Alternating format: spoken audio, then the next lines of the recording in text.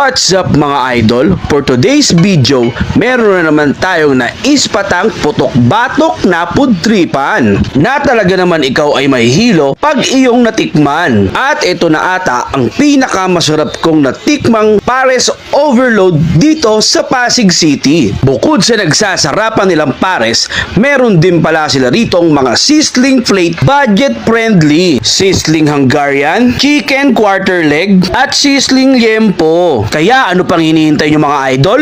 Let's go! Yo, what's up mga idol? So yun nga, nandito tayo sa Pares ni Kuya Bill. Dito lang yan mga idol sa likod ng Landers, located at 258 E. Santiago Street, Barangay Ugong, Pasig City, no?